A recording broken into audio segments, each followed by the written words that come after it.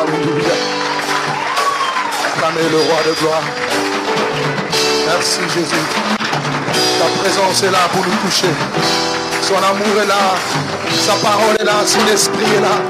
Et sa gloire est là pour nous faire du bien. Moïse a dit, si je trouvais grâce à tes yeux, fais-moi voir ta gloire. Et distingue-moi dans cette génération. Au nom de Jésus. Alléluia. Amen. Gloire soit rendue à Dieu. Je vous prie de prendre place dans la présence de Dieu. Tu vas juste m'aider à saluer le roi et la reine qui est à tes côtés.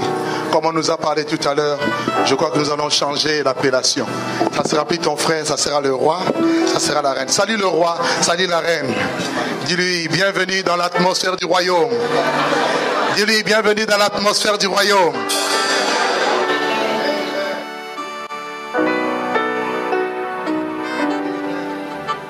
Amen. Alléluia. Gloire soit rendue à notre Dieu. Nous arrivons au terme de notre conférence. Nous voulons écouter la parole de Dieu dans cette dernière session. Et nous avons encore la grâce, l'honneur et le privilège de recevoir au milieu de nous notre papa, mon papa, qui est votre grand-père. Il faut bien préciser les choses. Alléluia. Il est votre grand et nous sommes très honorés de l'avoir. Un homme exceptionnel, avec un grand cœur. Alléluia. Je dis bien avec un grand cœur. Que le Seigneur soit béni.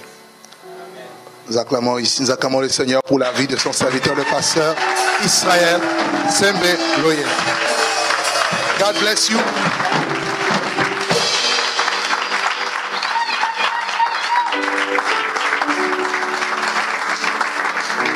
Wow. Nous voulons nous lever ensemble et acclamer celui qui règne à jamais. Il se nomme Jésus. Écoutez, s'il vous plaît, écoutez. Nous voulons tous nous mettre debout. Même s'il y a un bébé, présentez-lui à Jésus. Vous dites que vous êtes prince dans le royaume. Quoique vous êtes petit, apprenez les manières princières de la royauté aussi longtemps que vous êtes petit. Nous nous levons ensemble. Le roi, on ne l'acclame jamais assis. Il y a les autres, lorsqu'ils passent, les royaumes seront détruits. Mais celui dont le royaume est inébranlable, son royaume demeure d'âge en âge. C'est celui-là que nous sommes venus devant lui pour l'acclamer. Non pas l'acclamer, mais nous sommes venus le servir. Lorsque nous adorons, nous couvrons cet autel. Cet autel, nous disons, Seigneur, il y a un qui était un ange. Il a été créé. Mais toi, tu es incréé. Il voulait usurper ton trône. Et comme il voulait usurper, tu l'as précipité. Plus jamais il ne reviendra prendre ce trône. C'est celui que nous sommes venus pour couvrir le trône de Dieu. Pour dire, nous les princes, tu étais avec le Fils et le Saint-Esprit. Mais maintenant, vous avez une grande famille parce que ton Fils a racheté pour toi les hommes de toute nation, de toute tribu, de toute langue, de toute race. Et il a fait de nous un royaume de princes et de sacrificateurs. Et il est dit, nous régnerons sur la terre. C'est pourquoi nous disons Père Céleste. Ce trône ne sera jamais, plus jamais, parce que nous sommes tes flèches dans ton carquois. Nous couvrons ce trône et l'ennemi n'usurpera plus jamais. Ni le trône de votre famille, ni le trône de votre maison, ni tout ce que vous allez entreprendre. C'est un point de départ. Vous savez, j'utilise la langue de mon background en tant qu'ingénieur. Pour tracer une ligne, il faut un point. Dans tout ce que nous faisons, il faut un point. Et ce qui vient de se passer maintenant, c'est un petit point. Mais très bientôt, ça va vous étonner vous-même. Là, que vous veniez d'où? Que vous veniez de n'importe où. Nous servons ces mêmes rois. Si vous servez le même roi, partout où vous serez, loin que vous serez, le Seigneur pourra vous étonner. Amen. Et nous pouvons acclamer le roi véritablement. Alléluia. Reçois l'honneur, reçois la gloire, la majesté au siècle des siècles. Alléluia. Nous t'adorons, Père céleste. Tu es présent en ces lieux. Au nom de Jésus, ton Fils. Au nom de Jésus-Christ, ton Fils. Prends le contrôle. Porte les veuves au linteau. Que le roi de gloire fasse son entrée. Porte éternelle. Lève les linteaux. Que le roi de gloire fasse son entrée. Qui est ce roi de gloire? Sinon toi, le Seigneur des Seigneurs. Nous t'accueillons, Saint-Esprit. Viens nous conduire. Viens nous diriger, viens nous enseigner et viens nous prendre là que nous sommes pour nous amener là où tu veux que nous soyons. Alléluia. Seigneur, tu as dit, tu feras voir de nouveau la différence entre ceux qui te servent et ceux qui ne te servent pas. La différence. Seigneur, tu nous connais par nos noms. Tu as connu Moïse par son nom. Tu as appelé même Gédéon par son nom. Quoique lui-même s'est sous-estimé. Alors que toi, tu l'appelais vaillant héros. Tu appelles chacun de nous par son nom. Peu importe notre arrière-plan familial. Peu importe notre background. Peu importe notre passé. Toi, tu prends le passé. Tu l'amènes dans le présent. Tu effaces par ton sang. Et tu nous donnes une page nouvelle. Au nom de Jésus, sanctifie ces moments. Et le peuple de Dieu dit Amen. Amen. Veuillez vous rasseoir. Merci. Merci. Merci pour le fils qui est devenu collègue et compagnon.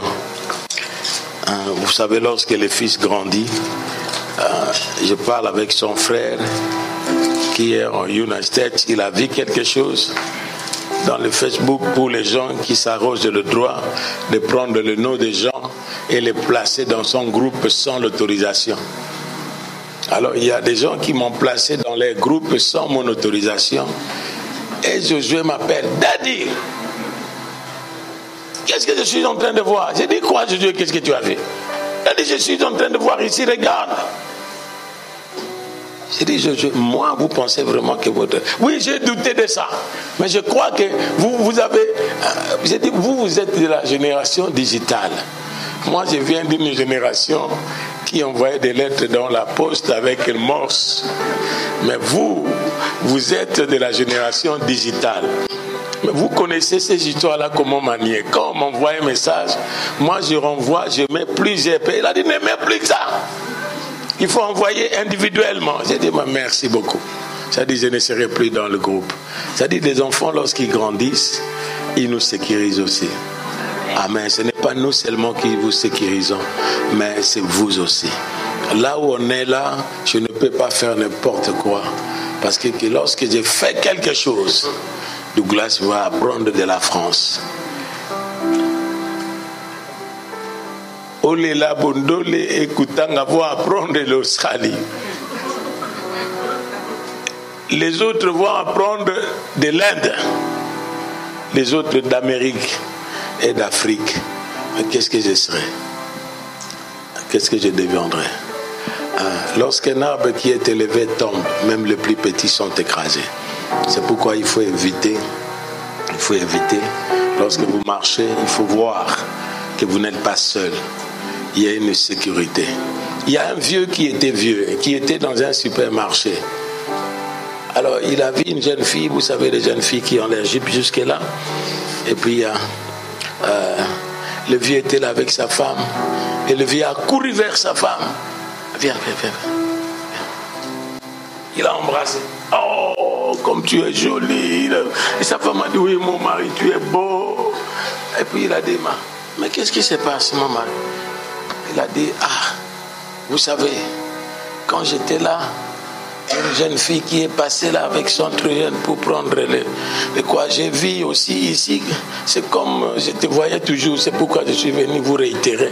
Et je t'aime toujours, parce que je suis vieux, mais mon cœur n'est pas vieux.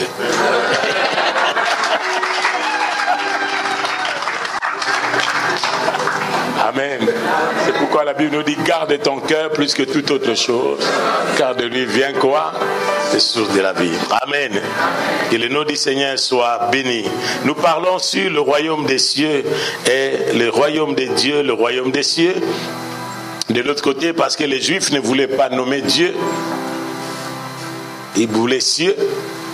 Mais les autres, de l'autre côté, on parle de Dieu, le royaume de Dieu. Parce que le grec avait des dieux, et comme ce Nouveau Testament a été écrit par les Grecs, il voulait nommer Dieu. Alors lui-même, Matthieu voulait que ça reste cieux. Vous allez voir, c'est comme s'il y a une confusion pour ceux qui critiquent la parole de Dieu.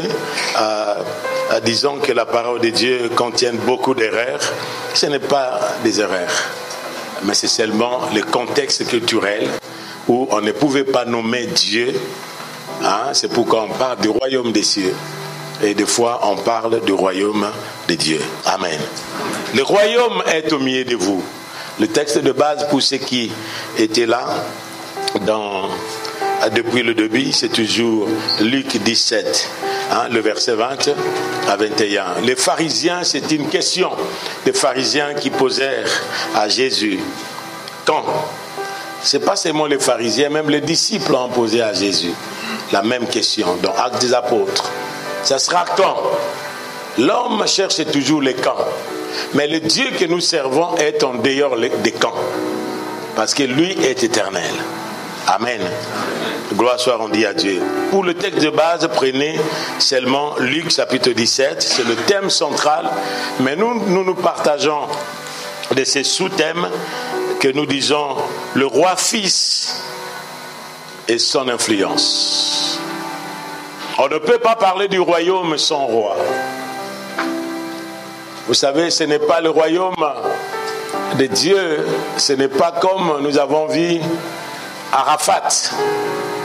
Il s'est proclamé président, mais il avait son bureau en Égypte, il avait son bureau dans les avions, il avait son palais présidentiel dans des grottes, et pour quelques temps seulement qu'il a régné, il est parti.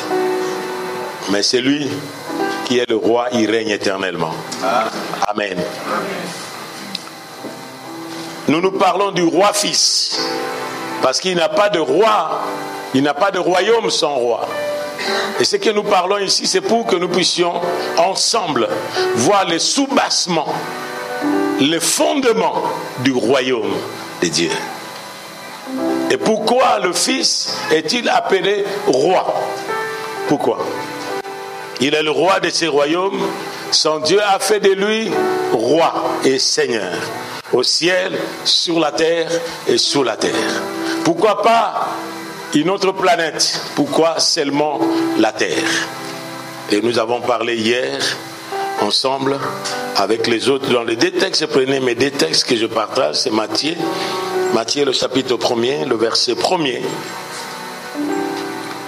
et Matthieu chapitre 2, le verset 1er, vous allez lire jusqu'au verset 12e. Ok? Je vais profiter de mon temps. Je crois que ce sont des textes que vous lisez toujours. Si le pasteur peut nous lire le chapitre 1er, verset 1er, et chapitre 2, verset 1 à 12, parce que vu le temps, notre réunion se termine à 15h30, n'est-ce pas? C'est à 15h30. Ok. Matthieu chapitre 1er, généalogie de Jésus-Christ, fils de David, fils d'Abraham. Fils de David et fils de qui? D'Abraham. Matthieu chapitre 2, Jésus étant né à Bethléem en Judée, au temps du roi Hérode, voici des mages d'Orient arrivèrent à Jérusalem et dirent, où est le roi des Juifs qui vient de naître? car nous avons vu son étoile en Orient et nous sommes venus pour l'adorer. Et le roi Hérode, ayant appris cela, fut troublé et tout Jérusalem avec lui. Et il assembla tous les principaux sacrificateurs et les scribes du peuple. Et il s'informa auprès d'eux où devait naître le Christ. Et il lui dit, à Bethléem en Judée, car voici ce qui a été écrit par le prophète. Et toi, Bethléem, terre de Juda, tu n'es certes pas la moindre d'entre les principales villes de Juda, car de toi sortira un chef qui paîtra Israël, mon peuple. Alors Hérode fit appeler en secret les mages et sentit soigneusement auprès d'eux depuis combien de temps l'étoile brillait. Et il les envoya à Bethléem en disant, allez et prenez des informations exactes sur le petit enfant. Et quand vous l'aurez trouvé, faites-le moi savoir, afin que j'aille aussi moi-même l'adorer. Après avoir entendu le roi, ils partirent. Et voici l'étoile qu'ils avaient vue en Orient marcher devant eux, jusqu'étant arrivée au-dessus du lieu où était le petit enfant, elle s'arrêta. Et quand ils aperçurent l'étoile, ils furent saisis d'une grande joie.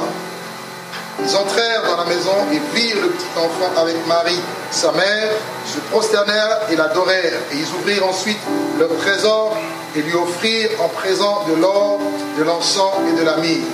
Et puis, divinement avertis en songe de ne pas retourner vers Hérode, ils regagnèrent leur pays par un autre chemin. Et lorsqu'ils furent partis, voici un ange du Seigneur apparut en songe à Joseph et dit, lève-toi, prends le petit enfant et sa mère, puis fuis en Égypte et reste-y jusqu'à ce que je te parle, car Hérode cherchera le petit enfant pour le faire périr.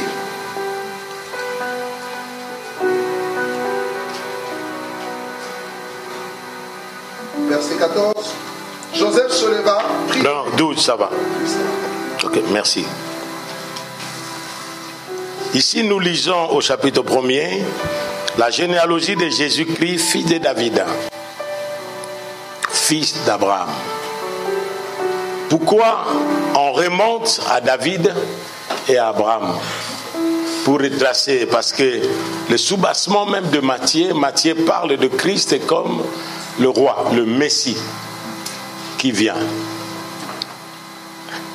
Vous savez, la généalogie est très importante.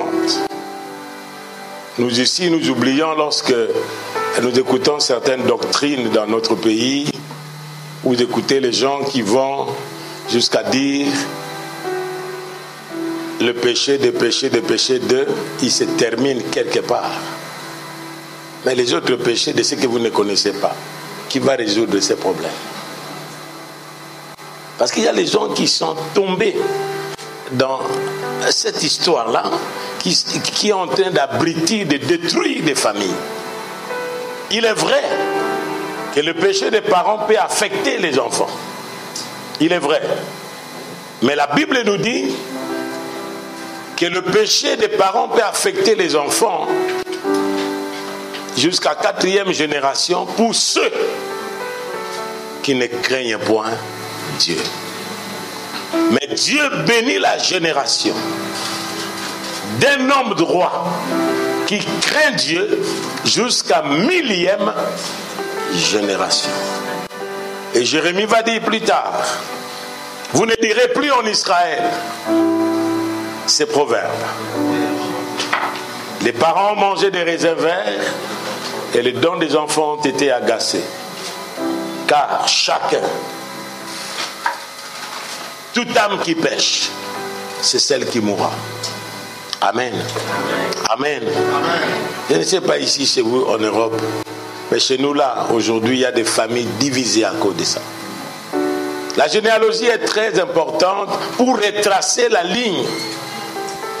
Si vous avez vu les difficultés de Diana pour s'adapter à vivre comme prince dans le palais royal, les difficultés qu'elle a eues, c'était parce qu'elle n'était pas instruite,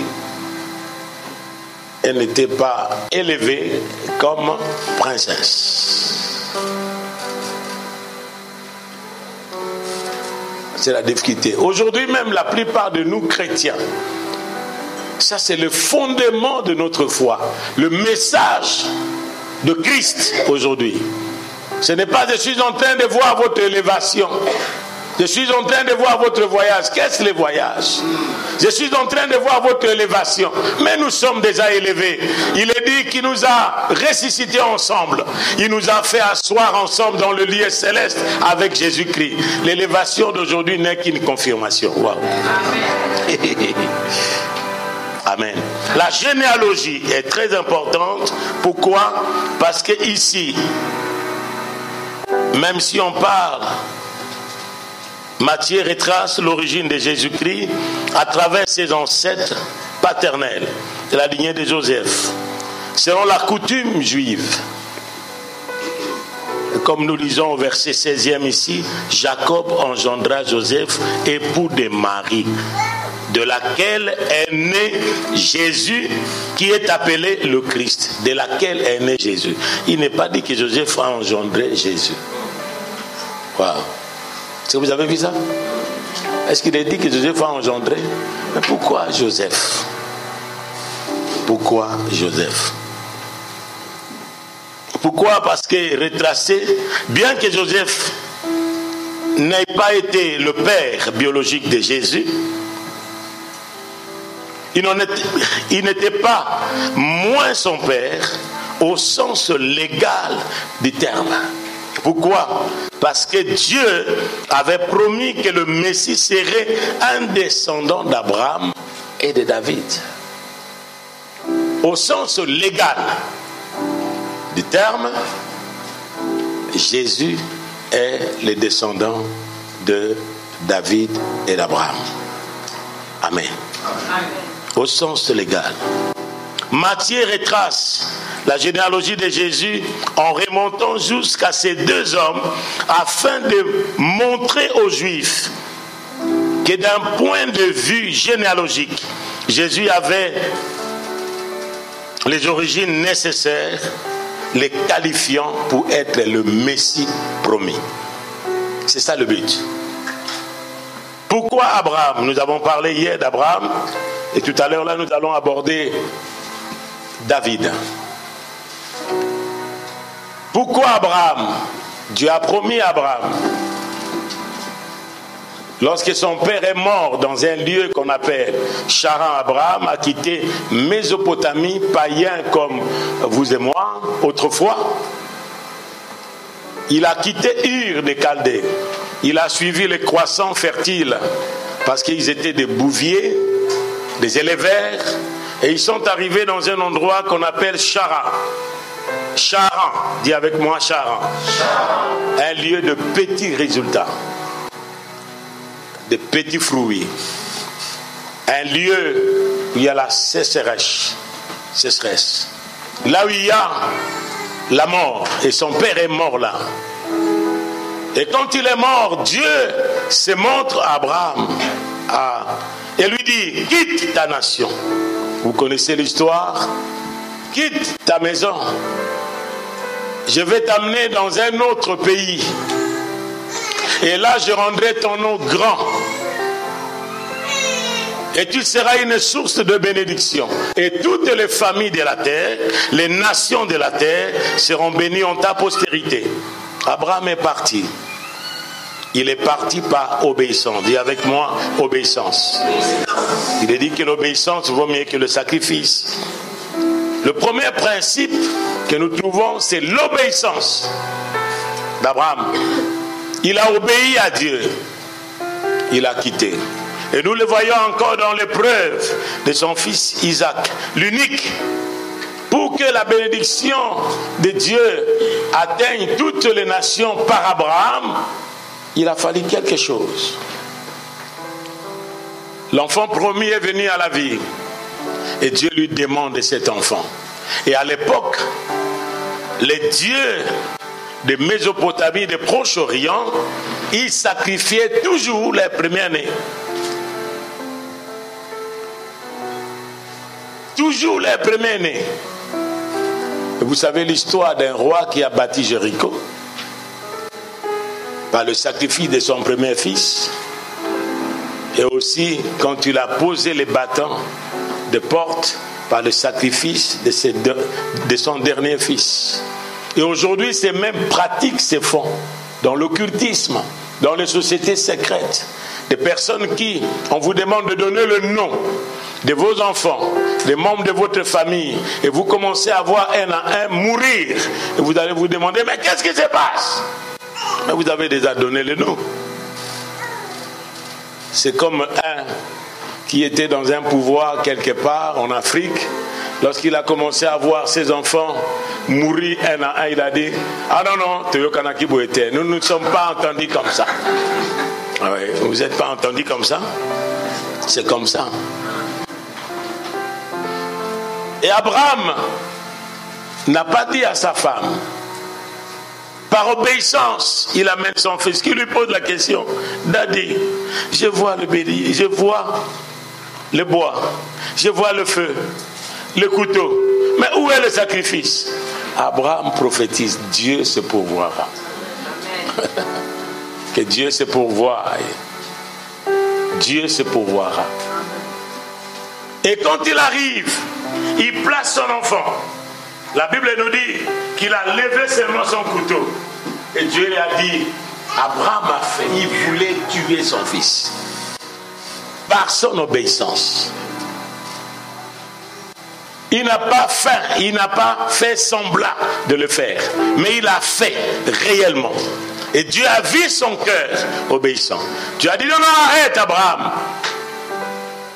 J'ai vu ton obéissance. Et le verset suivant, la Bible nous dit que Dieu va confirmer, réconfirmer la promesse qu'il a faite à Abraham. Et la Bible nous dit dans les livres d'Hébreux, il est dit qu'Abraham a recouvert son enfant dans une sorte de résurrection. Amen. Dans une sorte de quoi? Dis avec moi, résurrection. La mort et la résurrection. Pour qu'il y ait résurrection, il faut quoi? Et nous aujourd'hui, par Jésus-Christ, l'évangile que nous prêchons, c'est l'évangile de la mort et de la résurrection. De celui qui était la postérité d'Abraham, celui-là que nous prêchons aujourd'hui, que nous faisons participer, comme nous avons lu hier, Éphésiens 3, au verset 6e, que nous faisons participer à toutes les nations du monde, des païens, qui pourront participer aux promesses. Si nous pouvons nous réclamer aujourd'hui, je ne suis pas la tête mais la queue. Dieu n'a pas adressé cette parole à nos ancêtres, mais il avait adressé à qui? À Abraham. La promesse qui je rendrai ton nom grand, je ferai de toi une source de bénédiction. Cette promesse n'a pas été adressée à nos ancêtres, mais c'était à Abraham. Nous nous réclamons de ces promesses par rapport à Jésus-Christ. Amen. Amen. Vous ne pouvez pas vous réclamer de ces promesses par rapport à ce que les autres disent aujourd'hui. Dieu a rejeté Israël et maintenant c'est les nations. C'est un faux message. Un faux message. Dieu n'a jamais rejeté Israël. Israël a été séduit seulement par l'incrédulité pour que nous puissions profiter de son incrédulité pour que nous soyons bénis. Amen. Amen. Et nous revenons à David. Pourquoi David? Poser la question à quelqu'un. Pourquoi David? Vous savez que la Bible s'explique par elle-même. Elle n'a pas besoin de nos commentaires. La Bible s'explique par elle-même. Pourquoi David? Qu'est-ce qui s'était passé pour que Dieu promette à David une descendance qui régnera à perpétuité, dont le règne sera éternel? Quand? Lisez avec moi 2 Samuel. Est-ce que nous sommes ensemble? Ça passe jusque-là? 2 Samuel. Le chapitre 7.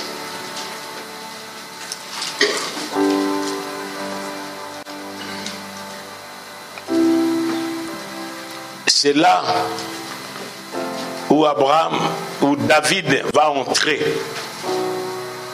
dans la dimension de la royauté au travers de ce qu'il avait fait.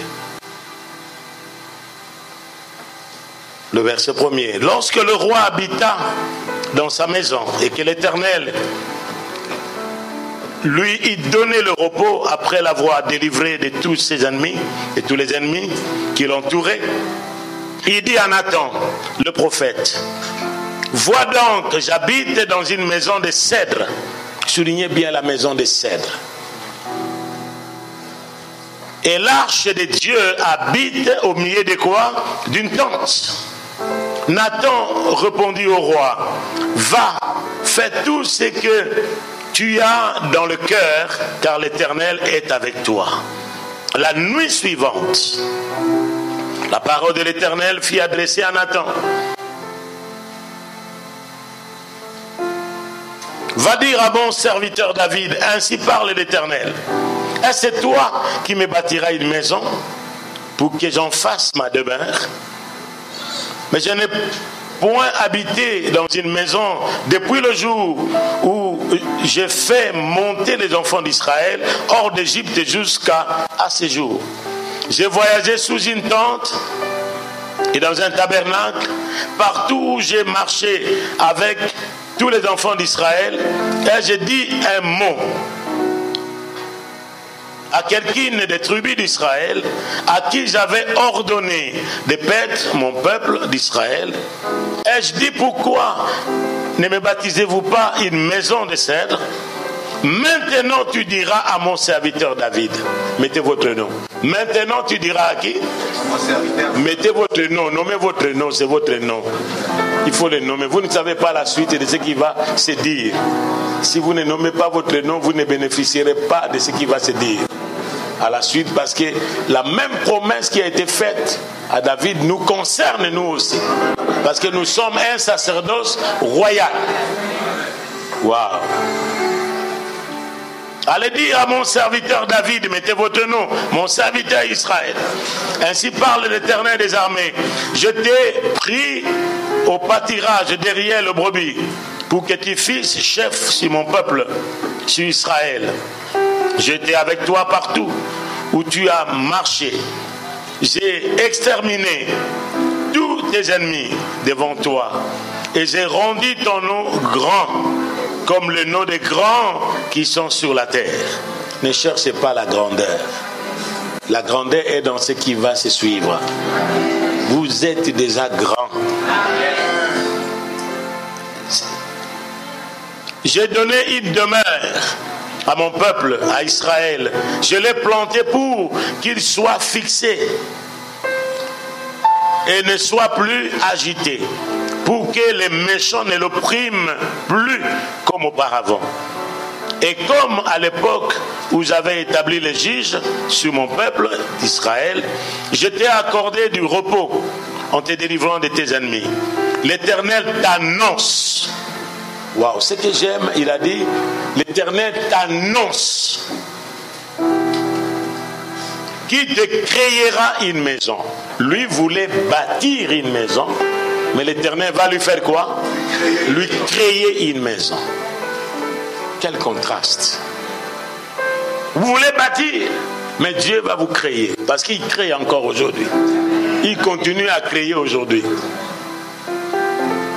Il créera une maison. Quand tes jours seront accomplis et tu seras couché avec tes pères, je le verrai ta postérité après toi, celui qui sera ton fils, le fils de tes entrailles. J'affermirai son règne. Ce sera lui qui bâtira une maison à mon nom. J'affermirai pour toujours le trône de son royaume. Je serai pour lui un père. Et il sera pour moi qui? Soulignez ça. Je serai pour lui qui? Et lui sera pour moi un fils.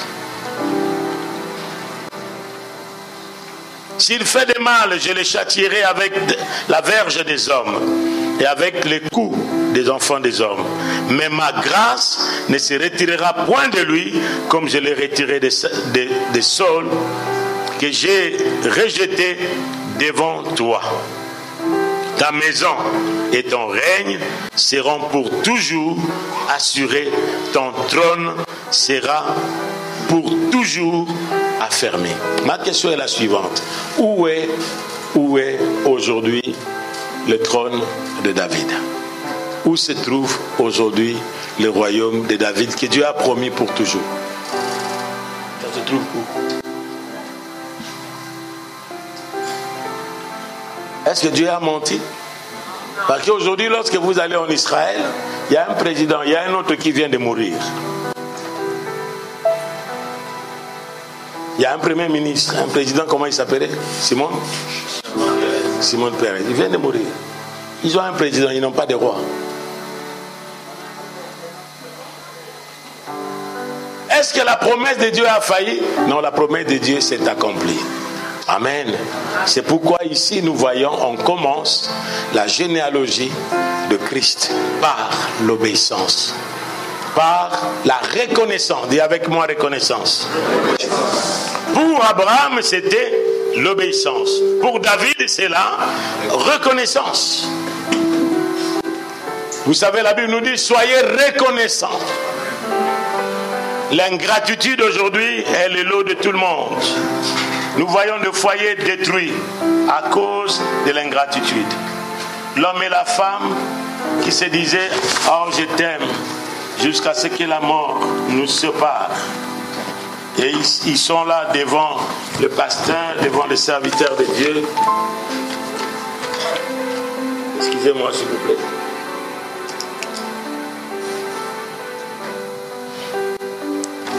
Qu'est-ce que vous voyez là?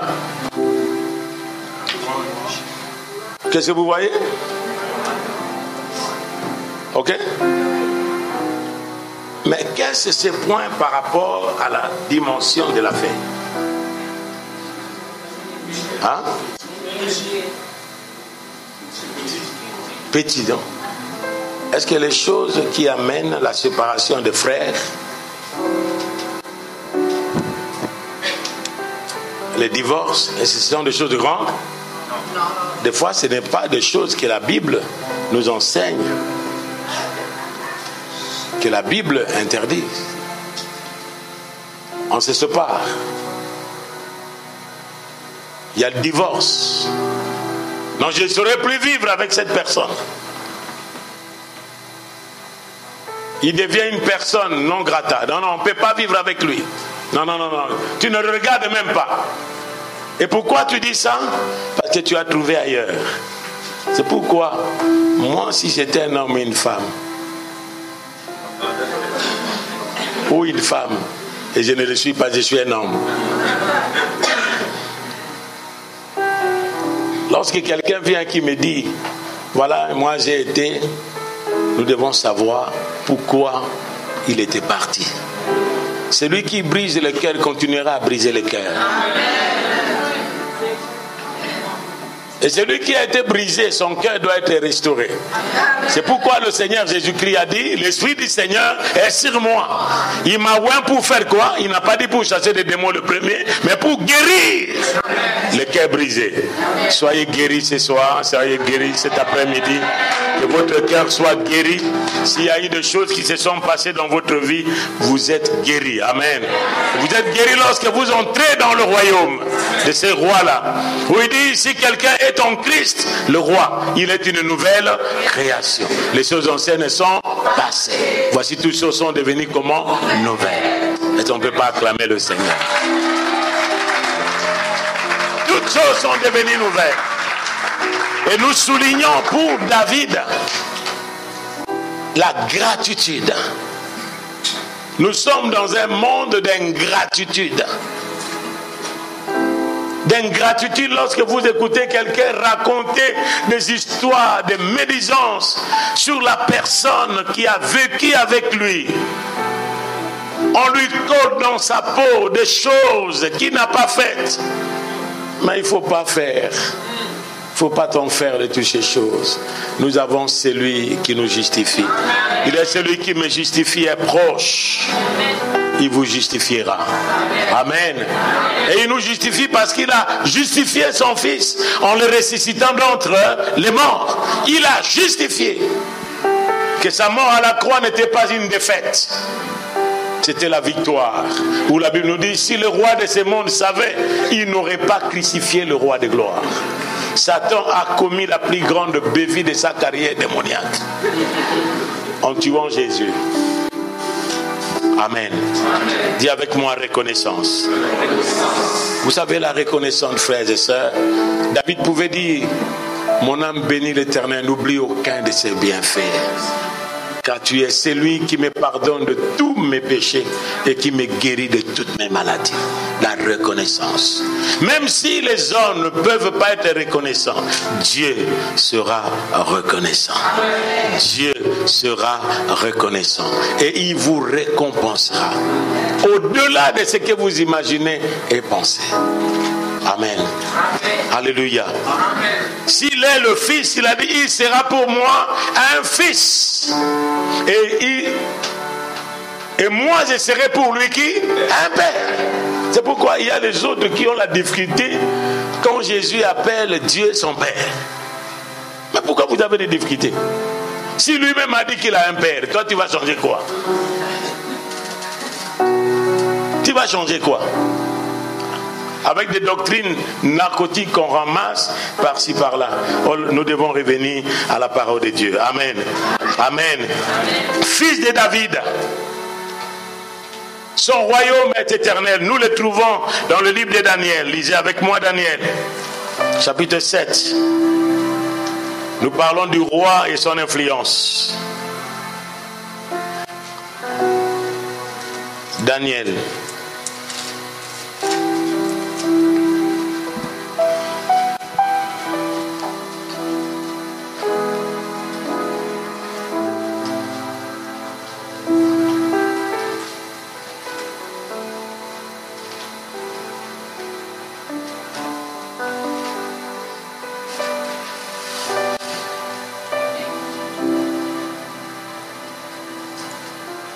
Ici, c'est Daniel qui a vu des empires et des royaumes. Il y en a eu 4. Je ne vais pas entrer par là. J'aimerais seulement lire avec vous les derniers textes. Daniel dit, qui continue à regarder, le verset 9e, je vais dire en kangourou, sauter quelques versets.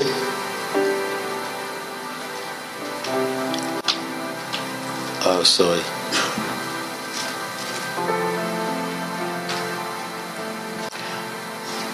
Le verset 9e. J'ai continué à regarder. On installe des sièges royaux. Un vieillard vient s'asseoir. Son vêtement est blanc comme le lait. Les cheveux de sa tête sont comme de la laine pure. Son siège formé de flammes et des roues de feu ardent. Ça, c'est la version française courant. Un fleuve de feu jaillit et coule devant le vieillard. Des millions de personnes le servent. Des dizaines de millions se tiennent debout devant lui. Alors les juges du tribunal s'assoient et les livres sont ouverts. Le verset 14.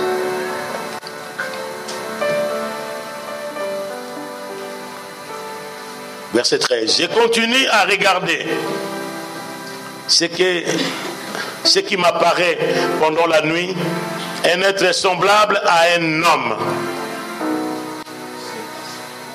Un être semblable à qui? Le verset 13. Arrive avec les nuages du ciel. Il avance vers le vieillard.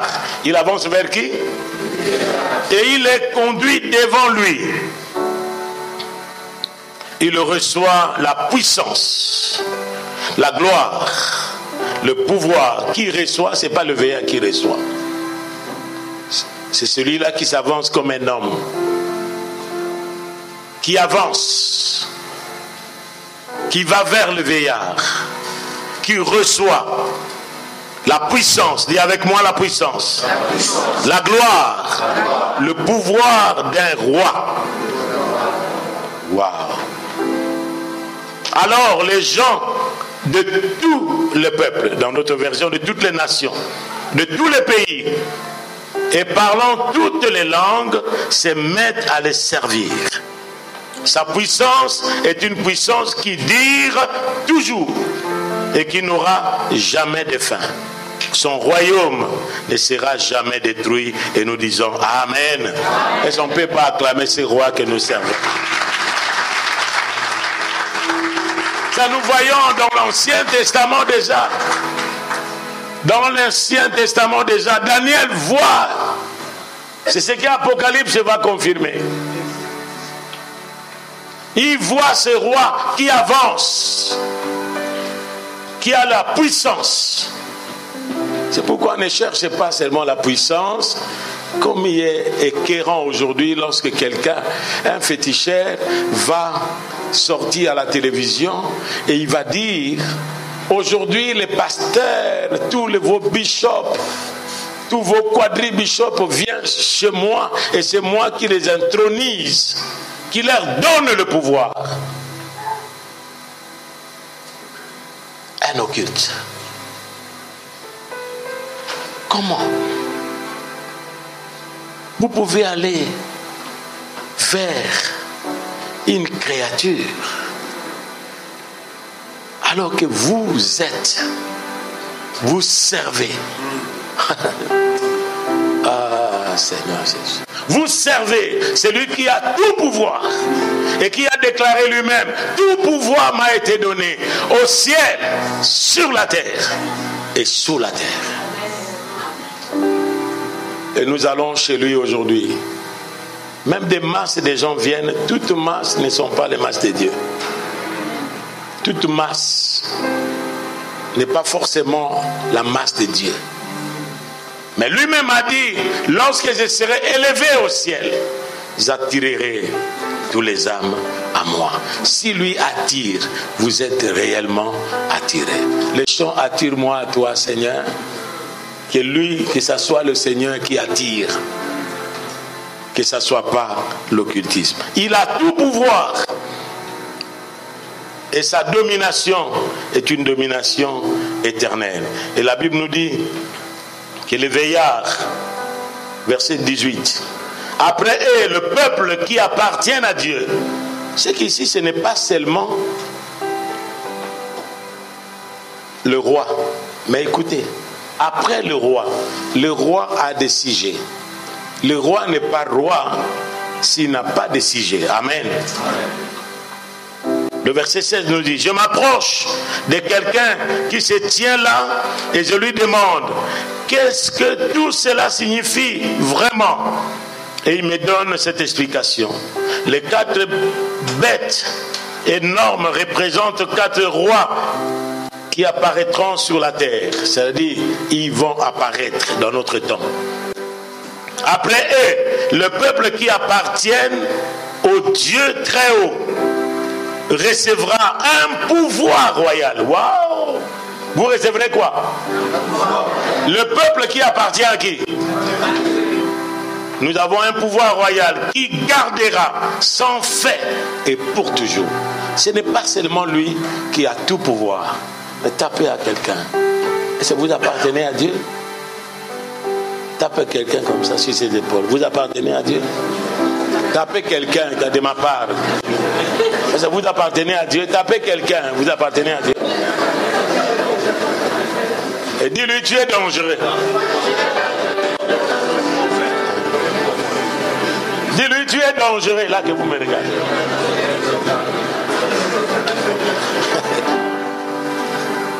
Ce pouvoir est sans fait. Le pouvoir que le peuple... Ah, Seigneur Jésus. Après eux, le peuple qui appartient à Dieu, au Dieu très haut, recevra un pouvoir royal qu'il gardera sans fin et pour toujours. Ce pouvoir, c'est ce que le Seigneur lui-même a dit lorsque les apôtres lui ont posé la question au chapitre 1er des Actes des Apôtres. Seigneur, à quand le rétablissement du royaume? Nous sommes sous le contrôle des Romains qui nous maîtrisent. Oh, si l'Église savait, l'Église qui est l'entité de ces royaumes sur la terre, l'Église qui est l'expression de Dieu sur la terre, l'Église qui est la manifestation de ces royaumes sur la terre. Cette église n'est pas un bâtiment. Cette église n'est pas une dénomination. Mais cette église, c'est l'ensemble des femmes et des hommes qui ont cru, qui ont accepté le roi. Et le roi est venu demeurer en eux.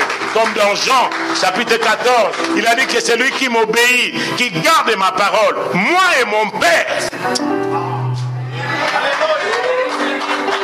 Moi et mon Père viendront et feront en lui notre Amen. Moi je disais que vous êtes dangereux. Dieu, le roi créateur, et le roi fils, ils viennent habiter en vous. Qu'est-ce qui se passe? Qu'est-ce qui va se passer? Il y a les autres qui se vendent moins cher, qui ne savent pas qu'ils coûtent trop cher. Là où je suis là, vous n'apprendrez jamais, frère. J'en ai vu beaucoup de tentations. Il y a des autres qui sont venus là-bas. Non, vous savez, pasteur, nous venons et nous voulons venir parler de notre parti politique, ainsi de suite, dans notre église. Vous savez, vous êtes en train de construire. Alors, nous voulons... vous n'avez pas besoin que nous puissions vous aider. J'ai dit, si vous voulez m'aider, il faut venir parler à l'église. Cette chair, elle n'est pas donnée à tout le monde. Il y en a 500 partis politiques. Si je commence à donner à quelqu'un 5 minutes pour qu'il parle de son parti, et ces gens-là sont trop stratégiques. Lorsque vous lui donnez une parole, il va faire une speech de 10 minutes et il efface tout ce que vous parlez à l'église. Qu'est-ce qui va se passer? Je l'ai dit avec tout le respect possible, cette chair n'est pas pour ces histoires. Si vous voulez apporter votre offrande, déposez sur le panier, comme tout le monde. Un point, c'est tout. Qu'est-ce que vous croyez? Celui qui m'a appelé mes suppliants, il commence à me jurer. Qu'est-ce que vous croyez? Si vous pensez que vous êtes avec les autres, que nous allons, ils nous donnent la... J'ai dit, les autres sont les autres. Moi, je ne suis pas une photocopie, je suis unique.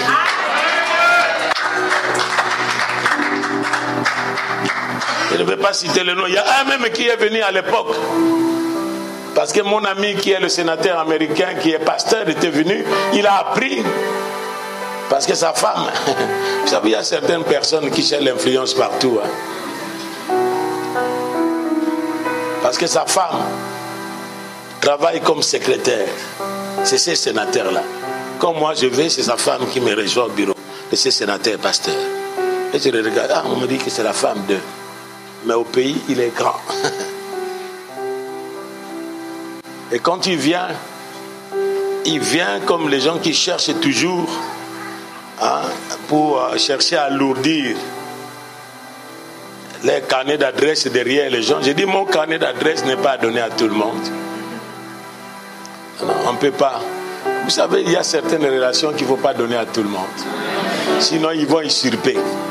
Parce qu'il y a certaines personnes à qui, lorsque vous lui ouvrez une porte, lui, il le ferme derrière vous. Et il te laisse toi derrière. Et lui arrive là-bas, c'est comme si c'est lui. Ils sont très dangereux dans notre... Il ne faut pas le faire. C'est pourquoi on a beaucoup d'amis, mais j'ai pas de collègues. J'ai beaucoup de collègues, mais pas d'amis. Ce sont mes amis. Merci, Bishop. Que le Seigneur vous bénisse. Merci, Papa Boni. À Pointe-Noire, c'est ma maison. Amen. Est-ce que vous comprenez dans quel royaume vous appartenez? Dans quel royaume vous appartenez? Dans quel royaume vous servez? Même si vous pouvez être à 4 ou à 5 dans un appartement, vous n'êtes pas moins prince. Même si aujourd'hui, vous pouvez être là et des fois, il fait tellement froid, vous n'avez même pas un manteau. Mais vous avez le vêtement du salut et le manteau de la délivrance. Vous l'avez en Christ. Mon manteau est plus chaud que le manteau que vous portez. Parce qu'il me couvre à tout moment.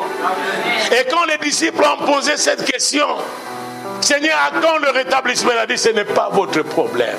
Votre problème, c'est la puissance. Dis avec moi, la puissance. Le Saint-Esprit. Vous n'avez pas besoin de ça. C'est ça le pouvoir. C'est ça la puissance qui nous donne. Frères et sœurs, nous avions parlé hier. En réalité, dans l'homme, c'est l'esprit. C'est le souffle de l'Éternel qui donne l'intelligence. Toutes ces choses ici. Je suis allé dans les facultés, mais la faculté ne m'a pas enseigné tout ça. D'ailleurs, la faculté peut vous abrutir. Parce qu'il y a des doctorats dans notre nation. Beaucoup de docteurs. Mais écoutez ce qui est en train de se passer. Quel que soit dans l'église, quel que soit dans le séculier, qu'est-ce qui se passe? Les gens cherchent à paraître sans être. Mais dis à ton frère, soyez.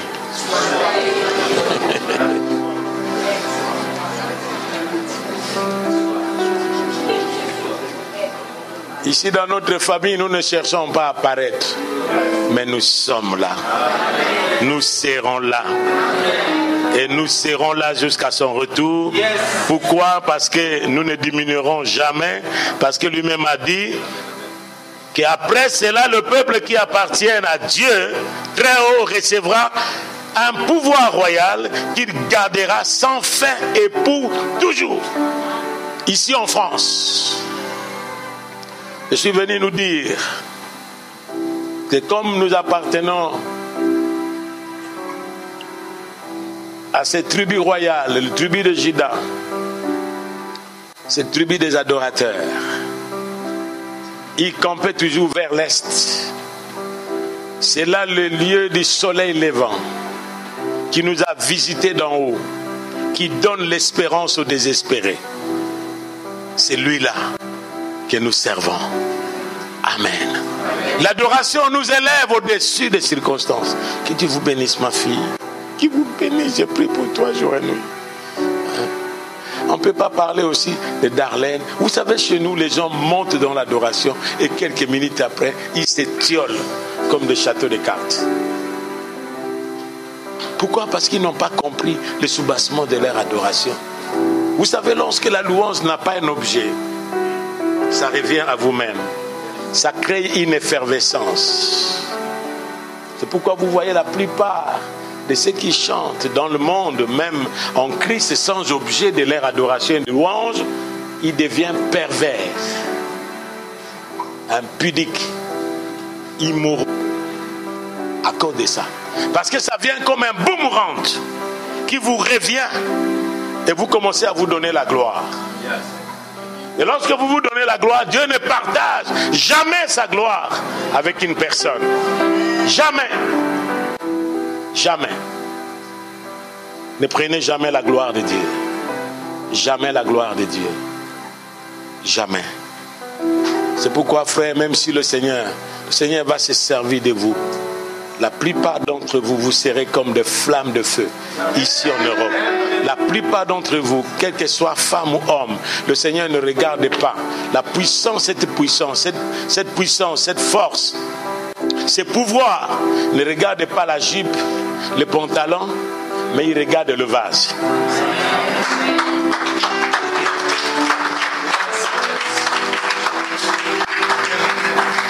Il ne faut pas dire je suis femme. J'attends seulement les enfants. Non, plus que les enfants. Il y a autre chose que le Seigneur peut faire. Là que vous travaillez, les portes vous seront ouvertes. Lorsque vous aurez là un roi qui est malade, qui a la lèpre comme ce général, les portes vous seront ouvertes. Vous allez lui imposer les mains. Et lorsque vous priez pour lui, il est guéri. Il te dit non, tu n'es plus là. Tu n'es plus là où tu faisais avec les serpillères là. Non, quitte les serpillères. Venez dans mon bureau. Amen. Qu'il en soit ainsi pour toi. Qu'il en soit ainsi pour toi. Qu'il en soit ainsi pour toi. Alléluia. Alléluia. Voilà le pouvoir que nous avons. Et ce roi-là, il est dit 1 Corinthiens 15. Nous sommes en train de chercher à atterrir, s'il vous plaît. Vous savez, on ne peut parler de ce roi. Il est le fils de David. Que Dieu avait promis, il sera pour moi un fils. Je crois que vous n'aurez plus la difficulté de croire que Jésus est le fils de Dieu. N'est-ce pas? Est-ce que vous avez encore des difficultés? Même quand vous rencontrez les musulmans, ils n'aiment jamais dire. Il ne faut pas aller dans toutes ces considérations-là. Regardez ce que vous pouvez seulement annoncer l'évangile sans entrer dans des discussions de mots, de généalogie, de quoi que ce soit. Parlez l'évangile, que votre vie parle plus que l'évangile.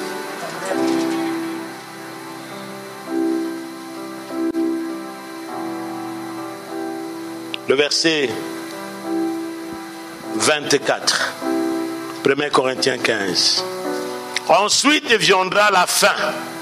Et quand il remettra le royaume, il remettra quoi? Le royaume. À celui qui est qui? Dieu et Père. Après avoir détruit toute domination, toute autorité et toute puissance. C'est ce que le Seigneur est en train de faire maintenant. Il ne remettra pas Dieu. Le royaume avant d'achever ça. Et il ne va pas le faire seul.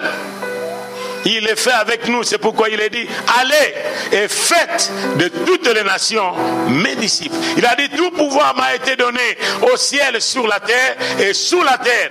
Allez et faites de toutes les nations mes disciples. Il remettra l'autorité à celui qui lui a soumis toutes choses. Il est dit, les dominations, verset 25.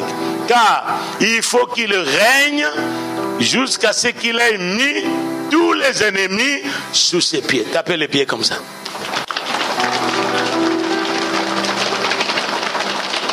Ben écoutez-moi s'il vous plaît. Si celui qui règne est la tête, nous sommes les corps. Les pieds sont où? Celui qui règne est la tête. Nous sommes les corps. Nous sommes dans quelle partie? Et les pieds sont où? Mais qui doit mettre l'ennemi sous les pieds? Est-ce que c'est lui?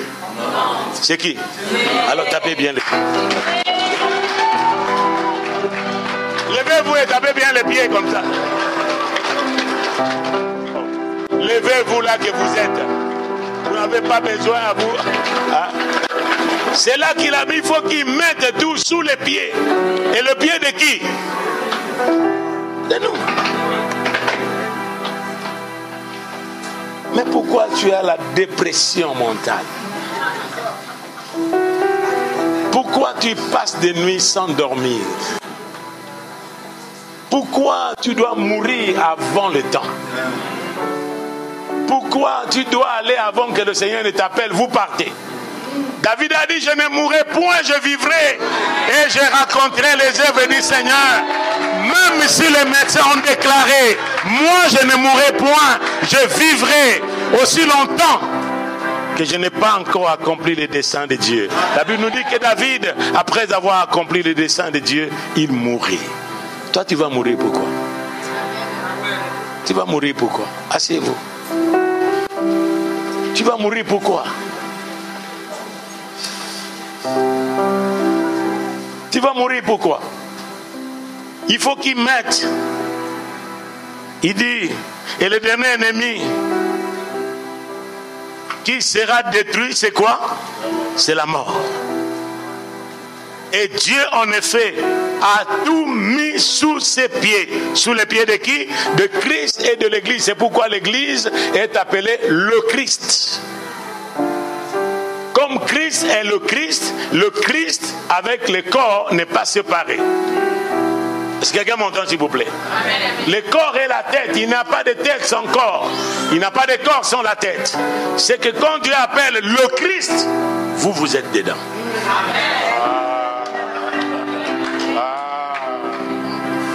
Je ne sais pas comment. Vous pouvez regarder.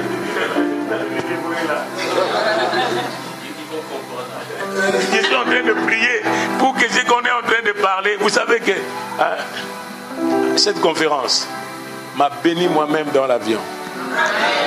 Nous avons traversé des zones de turbulence énormes. Énormes. Et je disais, le diable, tu es vraiment mon terrain. Ici, je ne peux pas faire back home. Parce que je ne peux pas aller là-bas descendre dans la gare pour prendre une correspondance qui me fait. Mais je suis en train d'aller. Des secousses énormes. Et j'ai vu des personnes, celui qui était à côté de moi, il m'a pris comme ça. Mais il m'a dit, mais monsieur, pourquoi? J'ai dit, moi là, pourquoi je dois bouger? Parce que je ne suis pas encore arrivé là où je vais. J'ai une mission là où je vais. Je n'ai pas encore terminé ma mission. Je ne partirai non plus cet avion. Et moi, je regardais les hôtesses qui étaient là comme les membres des services d'accueil. Ils sont venus, donnez-moi un peu de l'eau. Ah, monsieur, comment je dois me dire? J'ai besoin de l'eau. Vous êtes membre du service d'accueil ici dans cette grande église où lui-même, le pilote qui est là, le Seigneur est en train de maîtriser son esprit. Celui qui maîtrise l'atmosphère est là. Frères et sœurs, vous ne mourrez point avant l'accomplissement des desseins de Dieu. Avant l'accomplissement. Je le déclare, nous le déclarons avec tous ces serviteurs qui sont ici, nous le déclarons, nous ne mourrons et vous ne mourrez point. Et personne qui osera être sur votre chemin, lui-même sera balayé. Je le déclare. Il y a des autres qui sont intouchables. Il a dit en vous, celui qui croit en moi, de fleuves d'eau vive couleront de son sein jusqu'à dans la vie éternelle. C'est cette puissance-là qui est plus que Nyangara, qui est plus que le fleuve Congo. C'est cette puissance qui est en nous. Mais cette puissance doit être libérée. Libérée. Et cette puissance, c'est ce que le Seigneur vous donne. Amen. Et regardez l'influence au chapitre 2 de Matthieu. Nous allons terminer là. Au chapitre 2, les mages viennent de l'Orient. Et ils entrent à Jérusalem. Et celui qui régnait et qui règne à l'époque, c'était Hérode, le grand. Hérode, il est qui? Il n'est même pas un juif, c'était un Idouméen.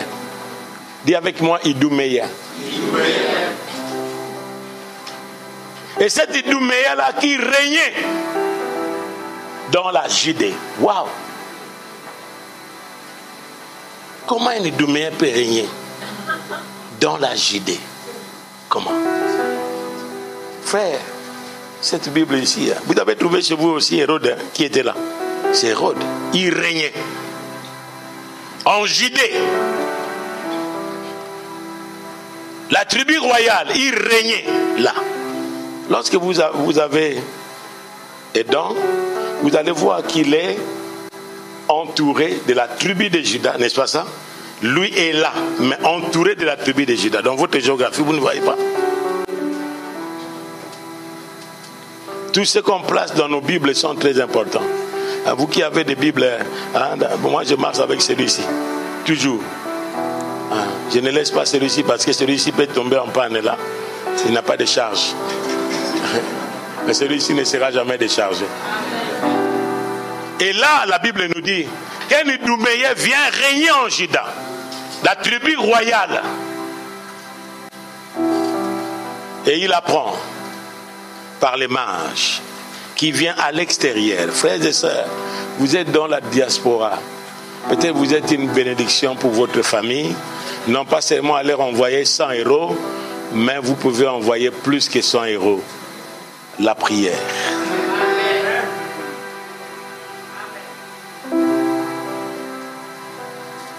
Vous savez, il y a des parents qui ont détruit leurs enfants. Ah, cet enfant est parti en Europe, il ne m'envoie rien. Cet enfant est parti en Europe, les autres sont maudits. Moi, j'en ai vu quelqu'un qui est paralysé comme ça parce que son parent est allé prendre un féticheur, lui a trompé. Il a dit, allez un soir il met quelque chose là, il lui a donné des histoires, il a mis là, et tôt le matin, appelez, met comme ça, et tape, pouf, et appelez le nom de votre fils. Et cette maman a appelé le nom de son fils. Son fils qui était avec sa femme au lit. Il n'a pas dit, hey, maman, sa femme m'a dit, hey, mon mari, qu'est-ce qui se passe? Non, maman m'a appelé. Et depuis lors, son mari, quand il a fait seulement le pied comme ça, il est descendu, le pied perclus. Jusqu'à aujourd'hui. C'est une histoire vraie. Les parents. Un parent qui aime son fils. Est-ce qu'il peut faire de telles choses parce qu'il ne lui envoie rien? Mais nous avons plus qu'un parent. C'est lui qui nous donne sans regretter. C'est lui qui nous bénit sans s'appauvrir. C'est celui-là qui est notre Père, le Dieu créateur. Alléluia. Il apprend cette nouvelle-là, il apprend. Dès qu'il apprend la nouvelle, le roi est troublé. Frères et sœurs, lorsque vous naissez en Christ par la nouvelle naissance, comme l'apôtre avait parlé hier, c'est la condition sine qua non. C'est la condition première. Lorsque vous venez à Christ et que vous êtes né réellement de nouveau,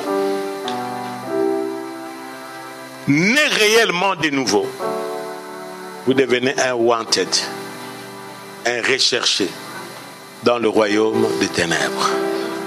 Mais ne vous en faites pas. Dieu va s'occuper de vous. Dieu va s'occuper de vous. Je suis en train de parler à quelqu'un, Dieu va s'occuper de vous. Hérode est troublé pendant que nous sommes en train de faire ici. Il est troublé. Je vous ai parlé de ça, c'est dans l'avion que j'ai eu ces messages. Je venais du Congo vide. Et dans l'avion, ces vases vides, le Seigneur a rempli de l'eau, il a transformé ça en vin, que vous êtes en train d'écouter ce soir.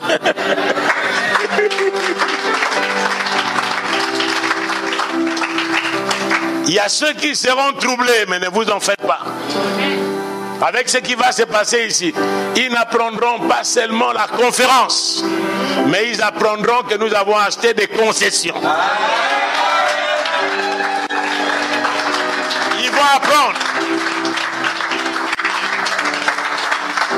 que l'enfer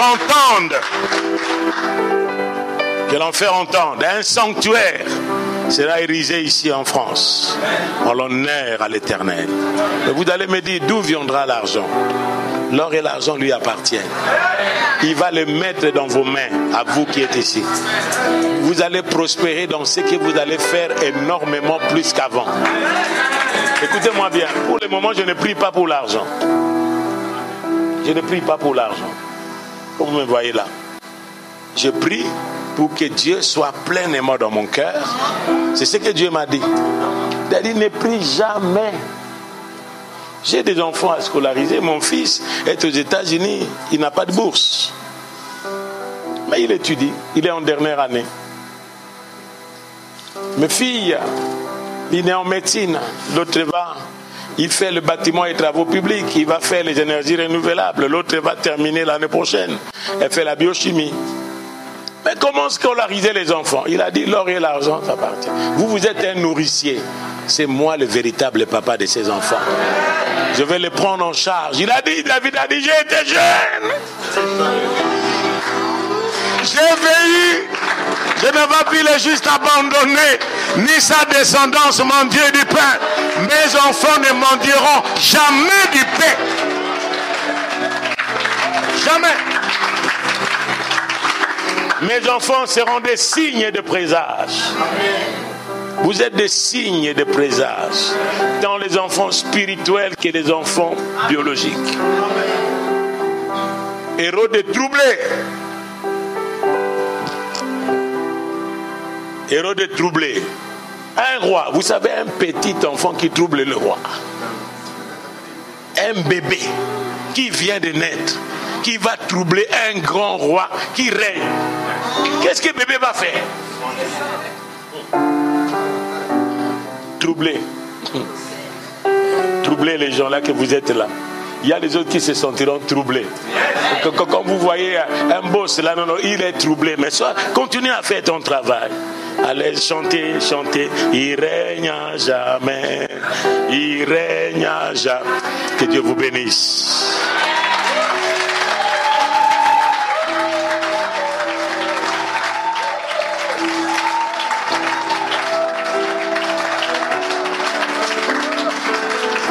Mais soyez sages, la fuite, si la fuite sera en Égypte, l'Égypte c'est le berceau, c'est l'Afrique.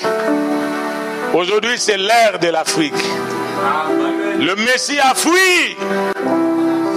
Il n'était pas allé pour être initié comme les autres disent, qui sont dans l'ordre pharaonique, pour séduire les autres. Ils disent, même Jésus était allé en Égypte, dans les pyramides pharaoniques, pour aller être initié. Notre Jésus n'a pas été initié en Égypte. Lui qui a toute puissance, il va chercher la puissance où? Lui dont la gloire dépasse les gloires des rois, il va chercher la gloire où? Il était allé en Égypte prophétiquement. J'ai amené mon fils hors de l'Égypte. C'est le mont Ekaléo qui a donné le nom Église aujourd'hui. Qui est allé pour dire que les nations, vous savez, nos tribus à nous, africains, sont plus proches de la culture juive, plus que l'Occident. Et la plupart d'entre nous, ici, non pas seulement par la foi en Jésus-Christ, nous avons des promesses. Et surtout, comme nous avons cru, ne diminuez pas là que vous êtes.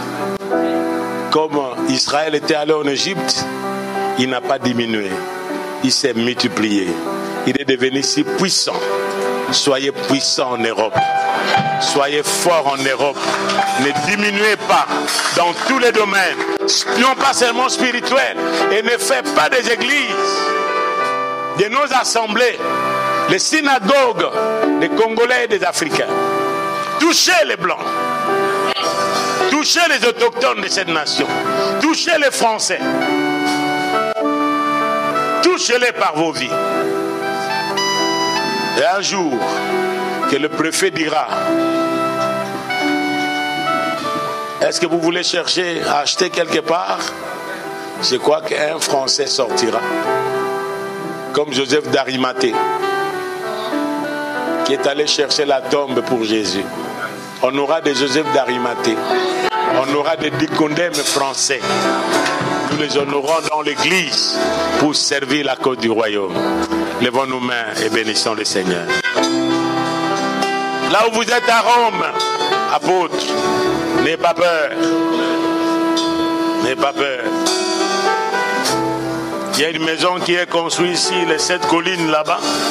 Mais vous êtes une maison qui est construite ici, une haute montagne, qui ne peut pas être cachée. Un jour, vous aurez l'audience, non pas seulement d'aller voir qui que ce soit, mais Pape demandera. Il y a un Congolais qui est ici, à Rome. Une nuit, j'ai rêvé. Le pape va rêver un jour. Et vous verrez un jour qu'on viendra vous chercher par le protocole papal. Que le Seigneur vous bénisse. Levons nos mains dans la présence de Dieu.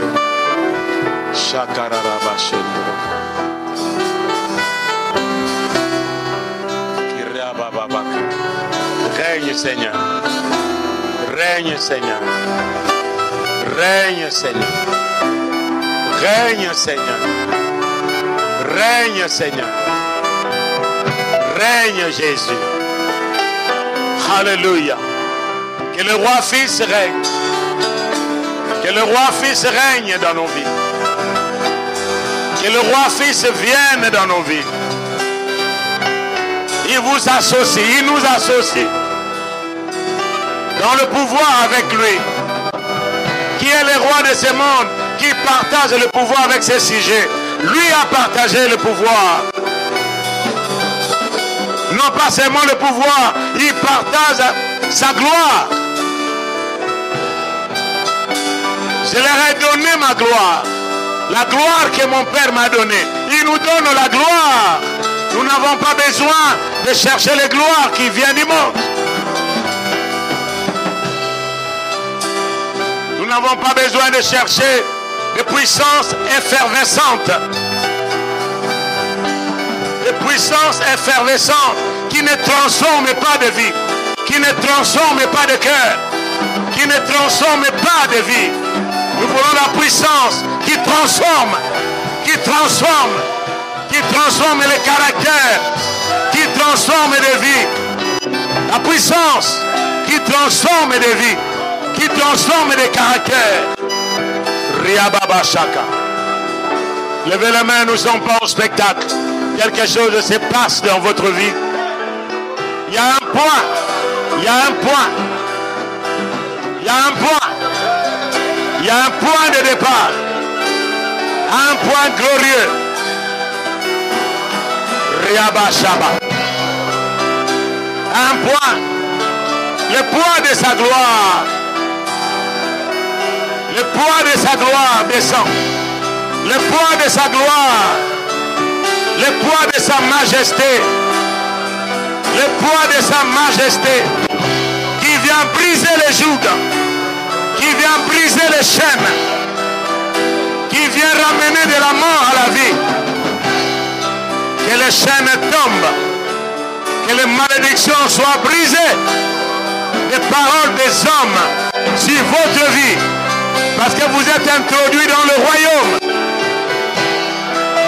Que les paroles des hommes qu'ils ont déclarées sur toi, qu'ils ont déclarées contre toi, les paroles des hommes, nous les annulons. Les esprits familiers, nous les annulons. Nous annulons Shababa, Rabababa, Rikorobobobo, Shetakea Baba, Riondorobo Sheka, Yanda Sakaya Baba. Jesus.